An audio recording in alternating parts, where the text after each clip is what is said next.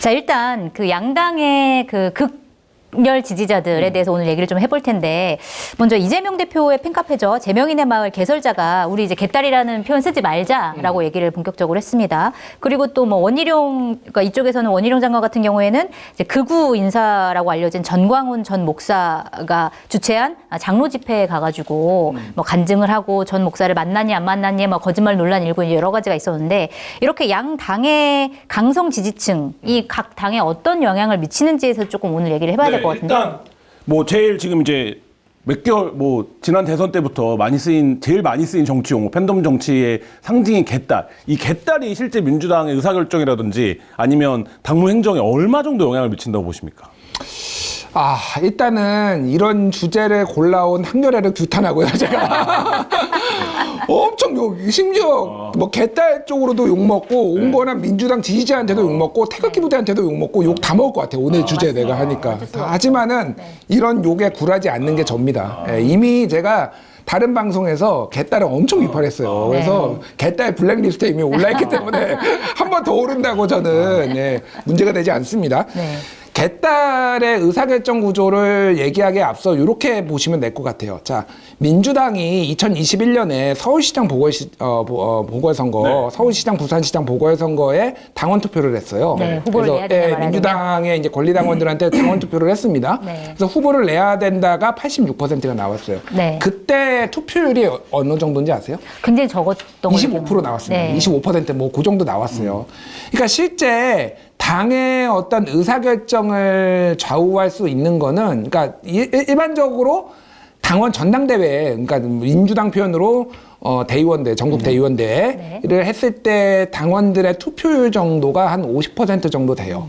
그런데 이렇게 핵심적인 의사결정을 하는 거는 20%대입니다. 그러니까 이 20%의 열정적인 당원들은 굉장히 주류의 생각 아니면은 당 지도부의 생각하고 동조화되는 경향이 있어요. 그러니까 이분들을 뭐라고 부르든 이분들은 여기에서는 뭐 이제 바깥에서는 개딸이라고 부르는 거죠. 이분들은 굉장히 당의 그게 윤리적으로 잘못된 결정이라 할지라도 당의 주류의 의견에 동조하는 경향이 굉장히 강하다라고 보시면, 그러니까 저는 그 정도로 보면 될 것 같아요. 그래서 이게 논란이 되는 사안일수록 이들의 의사결정권이 더 커진다라는 거. 예를 들면은 서울시장 보궐선거는 그때 이낙연 대표가 당대표였는데 그때 일단은 당원상 후보를 못 내게 돼 있었어요. 문재인 대표가 당대표한 시절에 그 사고 원인을 우리가 제공을 하면 우리는 후보를 안 내겠다라고 했는데 이 당원을 고쳐야 되는 거잖아요. 그러면 투표율이 뚝 떨어진 이유는 뭘까요? 그러니까 이 온건 지지자들은 명분이 없으면 투표를 안 해버립니다. 반대를 하기보다는 안 해버려요. 그런데 이분들은 신념에 가득 찬 분들은 투표를 해서 그러고 높여버린단 말이에요. 사실은 민주당이 대선까지 진 이후의 시서막이라고 봐요, 저는. 이 서울시장. 이거는 국민의힘이 강서구청장 보궐선거 지금 후보 내가지고 망한 거랑 거의 비슷한 궤인데, 그러니까 사실은 생각보다 그렇게 약하지 않다. 소수지만은, 소수라기보다 한 20만 명, 10만에서 20만 명도 추산이 되는데, 그거를 뭐라고 부르든 이 강성 지지자들, 이분들의 발언권이 상당히 강하다라고 보면 될 것 같아요. 이원옥 같은 그거는 이제 개딸을 태극기 부대에 견주기도 해요. 그러니까 예를 들면 당의 어떤 합리적인 판단이나 이렇게 그 건설적인 방향으로 나아가는 게 아니라 그거를 오히려 가로막는 장애물이 됐다라고 판단을 하는 거고, 그러니까 개딸이라는 용어가 이제 혐오 표현이 됐으니까 쓰지 말자라고 하지만 사람들이 기대하는 건 이제 그런 극렬 정책에서 좀 민주당이 벗어나는 모습도 뭐 그게 근데 이제 이 그룹에서는 그게 이제 언론의 프레임이라고 주장합니다. 근데 정상적인 이제 당원으로서의 권리 참여인데, 근데 이 부분은 좀 어떻게 보세요? 그러니까 태극기 부대가 그래서 예를 들면 황교안의 미래통합당이 태극기 부대와 결합해서 완전히 선거에서 이제 망한 이런 이제 것을 이제 상기하는 건데, 이 부분은 어떻게 보십니까?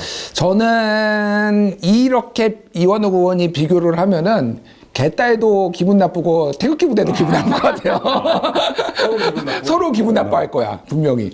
그러니까 약간 애매한 부분이 있어요. 사실은 조금 팬덤에 기초했다라는 거에는 공통점이 있어요. 그러니까 태극기 부대라는 용어가 정확하게는 태극기 집회라는 게 2016년에 박근혜 탄핵 국면에서 이제 나오고 그 다음에 그들을 지칭해서 태극기 부대라고 했거든요. 그러니까 그분들은 어쨌든 박근혜 탄핵은 잘못됐다. 그리고 박근혜를 구출해야 된다. 이런 신념을 가지고 있는 분들이고 지금도 있습니다, 사실은.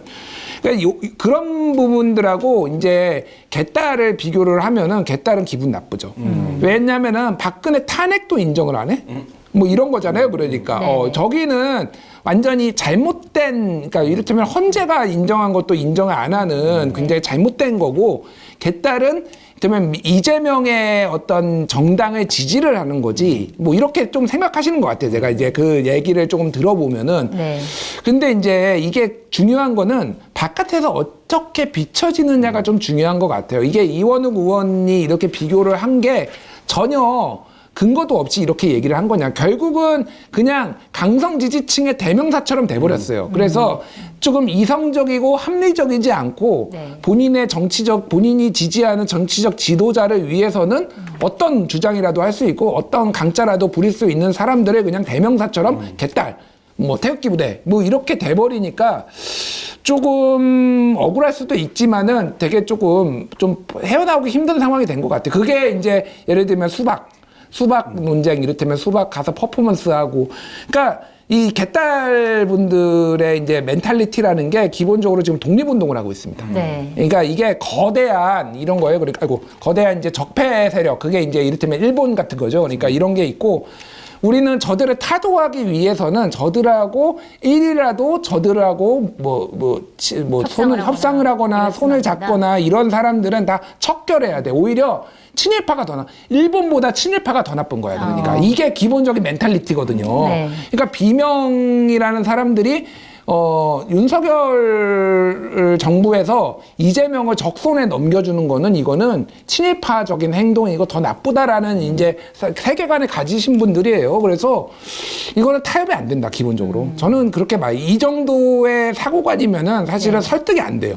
설득이 안 되고 이거는 정치 지도자와 이런 정치 세력이 어느 정도 선을 긋거나 아니면 다른 쪽으로 설득을 해야 되는데 이재명 대표한테 가장 아쉬운 점은 그런 게 없죠. 근데 이재명 대표는 워낙 지금 본인이 궁지에 몰려 있다 보니까 그런 부분들을 적극적으로 활용한 부분도 있고 좀 복잡한 정치적 맥락이 있는 것 같습니다. 알겠습니다. 지금 국민의힘 그 강성 지지자 얘기도 좀 해봐야 될 것 같은데 예전에 이제 태극기 부대가 한참 이제 문제가 있다가 지금은 약간 태극기 부대에 결별했다 이런 이제 분위기인데 그럼에도 불구하고 그러니까 정광훈 전 목사 관련해서는 끊지를 못하는 것 같아요. 국민의힘 인사들이. 왜냐면은 지난번에도 뭐 당무 개입 논란 있어가지고 우리가 끊고 가자 했는데 이번에 또 원희룡 장관이 만나고 자꾸 이제 누군가 만나서 뭐 얼굴 도장 찍고 이런 게 계속 반복이 된단 말이에요. 이거는 왜 그러는 건가요?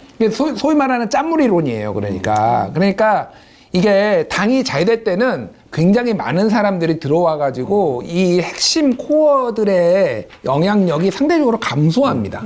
근데 당이 이렇게 오른쪽으로 가거나 뭐 극단적으로 가면은 이 중도층부터 떠나거든요. 온건한 사람들. 그러면 이 사람들의 포션이 이 사람들 안 움직이니까 상대적으로 세지는 거예요. 그럼 당내 영향력이 세져 버리는 거예요.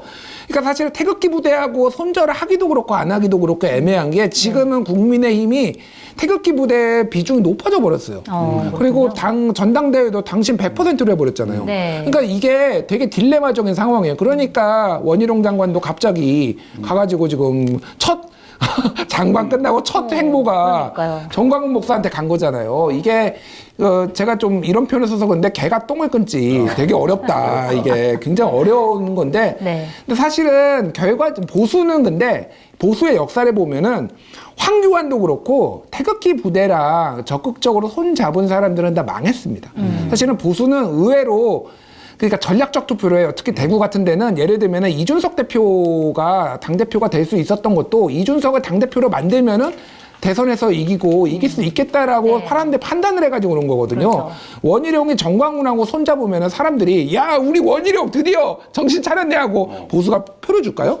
저는 원희룡 망한다고 봅니다. 그러면 일각에서는 이런 분석도 해요. 그러니까 예를 들면 용산 자체가 이게 예를 들면 조선일보라도 읽어라라고 평론가들이 많이 얘기하는데 그게 아니라 더 이제 말하자면 극우적인 유튜버들과 소통을 하고 의지하고 뭐 시민사회 수석 하나의 그런 이제 말하자면 뭐 뉴라이트들도 많이 이제 들어가 있고 뭐 이런 상황에서 이제 용산의 눈치를 봐야 되는 국민의힘 후보 뭐 혹은 여의도 정치권이 이 불가피해진 거 아니냐 구조적으로 더 뭐 이런 분석도 하는데 어떻게 보십니까? 그러니까 윤석열 대통령 때문에 보수는 잿더미가 될 것 같아요. 농담이 아니라 진짜로. 네. 왜냐하면 뉴라이트들을 이렇게 중용을 하는데 지금 한국자유회의 발기인들 뭐 이게 이제 네네. 뉴라이트 쪽이거든요. 김영호 통일부 장관, 김태호 국가안보실 1차장 뭐 해가지고 차기환 방송문화진흥회 이사 뭐 해가지고 한두 명이 아니에요. 이 사람들이 네, 다 중용되고 있거든요. 네. 이게 망조가 된 거예요. 사실은 보수가 망조가 된 거고요. 그리고 또 한호섭 정무수석 그 전 국정상황실장 이 사람이 뉴라이트의 사무처장 네. 했잖아요. 사실은 공산 전체주의 이런 발언을 쓰는 이 용어 자체가 되게 낯설어요. 사실은 공산주의도 아니고 전체주의도 아니고 이게 한호섭 쪽이나 이쪽에서 좀 쓴 거라고 언론 보도도 나왔어요. 네네. 우리 훌륭하신 한겨레 성환용 선임 기자께서 되게 좋아합니다. 성환용 그러세요? 선배. 예. 약간 전해드리겠습니다. 예. 새로운 방송도 시작했습니다. 막전 막부라고. 그러니까 예. 근데 약간 망조로 들었다. 내가 보기에는 지금 가뜩이나 짠물인데 거기에다가 뉴라이트까지 끼얹어? 그러면 이거는 이길 수가 없어요, 사실은. 네. 저는 그래서 그러니까 민주당도 사실은 조금 너무 강성 지지층에 기댄다라 하지고 아니면 국힘에 비할 바는 아니다. 네. 지금은 거의 국힘은 거의 갈 때까지 가는 것 같아요, 지금. 네, 알겠습니다. 자, 그리고 뭐 자, 요 얘기 해야 돼요. 네. 내가 준비해 온 게 있어요, 데이터를. 민주당 지지자 분석. 예, 네. 민주당 지지자 분석하고 뭐 전체적으로 판세를 좀 얘기를 하면은 네. 자, 이게 새로고침위원회라는 민주당에서 이기는 민주당 어떻게 만드는가 이런 보고서를 낸 적이 있어요. 우상호 비대위원장 1년 전에 네. 그때 나온 건데 이거를 그 유권자 3,000명을 이제 Q 방법론을 써가지고 분류를 한 겁니다. 그런데 이제 보시면 되는데 띄워주세요. 이제 평등 평화 그룹 뭐 이렇게 있고요. 능력주의 그룹, 보수 그룹, 친환경 신성장 그룹, 반권위 포퓰리즘 그룹, 뭐 민생 우선 그룹, 배타적 개혁 그룹 우선 그룹인데 자 평등 평화 그룹이 전체는 37.7%인데 민주당에서는 55.7%예요. 네. 절대 다수입니다. 그러니까 여기를 잡으면 돼요. 네. 여기를 잡으면 되는데 이들의 성향이 30대, 40대, 50대, 60대 여성들이 많아요. 예, 그리고 여성들이 좀 더 여기에 많고요. 그리고 전통적으로 평등과 평화를 중요시하는 요 지지 그룹이라 보면 됩니다. 능력주의 보수 그룹은 전체 21.5인데 국민의힘의 41.4다. 압도적이네요. 예, 역시. 요게 그러니까 그냥 이름에서 보이잖아요. 능력주의 네. 보수. 예, 그래서 친노동이나 뭐 이런 쪽보다는 친기업 쪽이고 뭐 이런 거를 대변하는 정통 보수라고 보면 됩니다. 네. 여기서 재밌는 게 친환경 신성장 그룹이에요. 네. 이게 18.8로 세 번째로 큽니다. 네. 근데 이들이 쉽게 얘기를 하면 30대, 40대 고소득층이에요. 네, 엘리트들. 그래서 이들의 성향은 뭐냐면은 약간 공동체주의적 보수 성향에 띄어요. 네. 그런데 좀 더 이게 성장, 그러니까 새로운 신기술에 좀 익숙하고 그런데 여기에 특징이 뭐냐면은 뭐 이를테면 여성이라든지 장애인이라든지 노동 우대 이런 거에 대해서 적대적인 감정을 보여요. 그러다 보니까 국민의힘에 조금 더 23.8% 그리고 민주당은 18.4 그래가지고 여기에서 약간 국민의힘이 벌충을 하는 거예요. 네. 그리고 반권위 포퓰리즘 같은 경우에는 진짜로 저기입니다. 그러니까 여가부 폐지. 네. 그러면서 검찰 개혁도 주장하는 약간 이런 약간 네. 무정부주의적 성향이라고 보면 될 것 같고 민생 우선 그룹은 약간 색깔이 애매해요. 여기는 현금 복지 뿌리면 좋아하시는 분들입니다. 그리고 배타적 개혁 우선 그룹은 여기가 열린민주당 생각하시면 돼요. 조국 신당 지지하시는 분들 6.3% 전체 지지 나온다고 하잖아요. 이게 딱 그겁니다. 그 열린민주당이 지난 2020년 총선에 5.8% 얻었거든요. 대충 이 정도 나온다고 보면 돼요. 요렇게 네. 구성이 돼 있는데 네. 문제는 뭐냐면은 민주당 지지자들의 저 평등 평화 그룹의 상당수가 개딸이라고 불리는 분들에게 포섭이 되면서 확장이 안 돼요. 네. 그래서 자 지금 2번, 3번, 4번이 국민의힘에서는 조금 약간 비슷한 비율이에요. 뭐 2번, 3번이 좀 더 크고요. 4번이 그런데 민주당은 1번이 워낙 압도하다 보니까 평등 평화 그룹이 그래서 다른 데의 아젠다를 흡수를 하지 못하고요. 고립되는 경향이 있어요. 네. 이게 무슨 얘기냐? 그래서 평등 평화 그룹이 전체 인구에서 제일 많은데 선거가 되면은 저들이 확장성이 없어요. 네. 그래서 민주당이 특히 대선에 지난번에도 그렇고 민주당이 깨지는 이유가 예를 들면은 2012년에 저거랑 붙었잖아요. 저 박근혜랑 문재인이 붙었잖아요.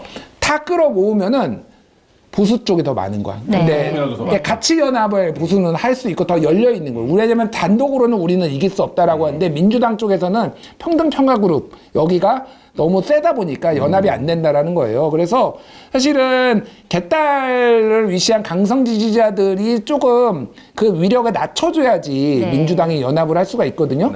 근데 이번 선거는 그런 거 다 필요 없고 국힘이 망했기 때문에 어차피 이번에 뭘 하든 뭐 이길 거예요. 자, 표 하나만 또 짧게 보여드리고 지금 시간이 없으니까 하나만 더 준비한 거 보여주세요.